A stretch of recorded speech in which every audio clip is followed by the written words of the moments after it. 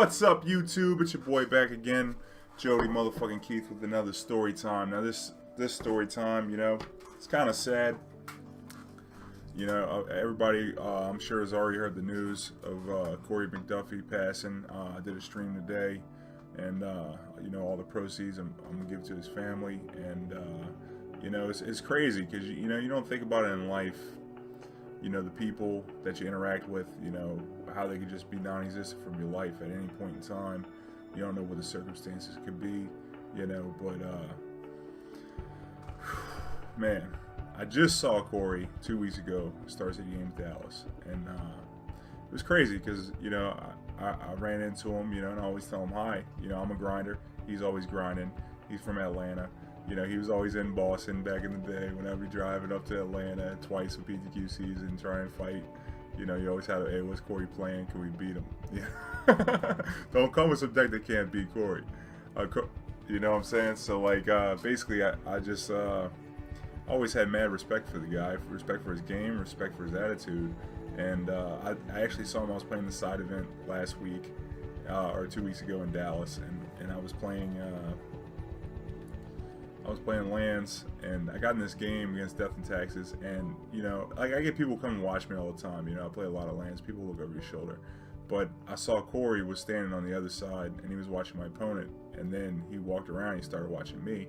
It was game one, and my opponent landed a Sanctum Prelate, and he had this weird turn where he had a GT out and a Sanctum Prelate. And then, I gambled for a Molten Vortex, my only way to kill this card. Then I got the Vortex down, and I got just a Ghost Quarter up, and I passed the turn, and my opponent came with a Flicker Wisp, blinked out my thing. In response, I Ghost Quarter my own land, then I crop rotated for the red to kill the Prelate, because I knew it was the most important thing. And then he gets to get the GT on the Flicker Wisp, which gets way out ahead of the Molten Vortex, so I'm taking a bunch of damage. And so I loamed once or twice, and I was shooting the thing, and then, I stopped loaming every second turn or whatever. And I drew a crop rotation to get the maze. I just won the game. And then after the match, I ended up winning that match. I went outside like I do to go smoke, and Korey was there, and I was bullshitting like I do, tell stories. And I love telling stories, and nothing better than being outside of a Magic tournament and then just being able to tell a story and then having people listen. That's what I love most in Magic, is just telling stories, and so playing the games, I'm gonna do this because it's gonna make a great story. So it doesn't make plays just because it'll be a great story. And you know what Korey always loved? Always loved to hear my stories, If I ever walked outside and didn't see somebody that I knew, I'm always looking for somebody to tell a story to. And I could talk to anybody. But I'll tell you what, when I saw Korey and I'm like, man, I got a good story, I'm going to tell it great, because I want Korey to hear the story.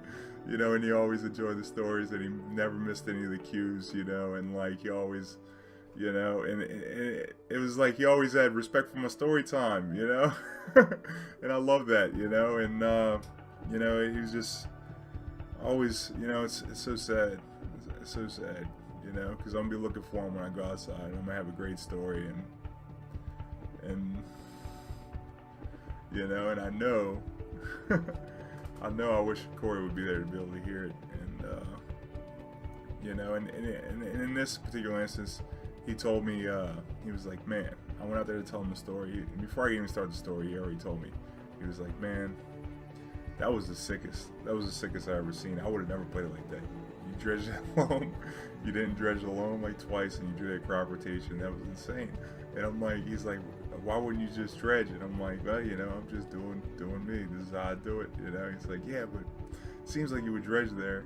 That was sick, man, how you played that game. And I'm like, and it really meant a lot to me, and I walked away from that weekend, and I remember distinctly, him telling me that and being impressed with the play that I made, just made me feel on top of the world, and that's what he did, just listening to the stories, it just brought me up, so it's really sad to see that he's no longer with us, and definitely gonna miss him.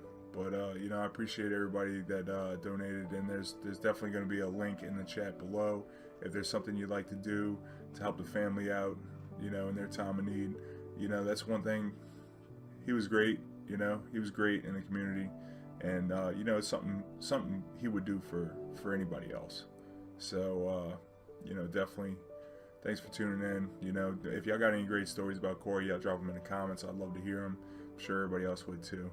And you know, one love. I'll catch you on the next one.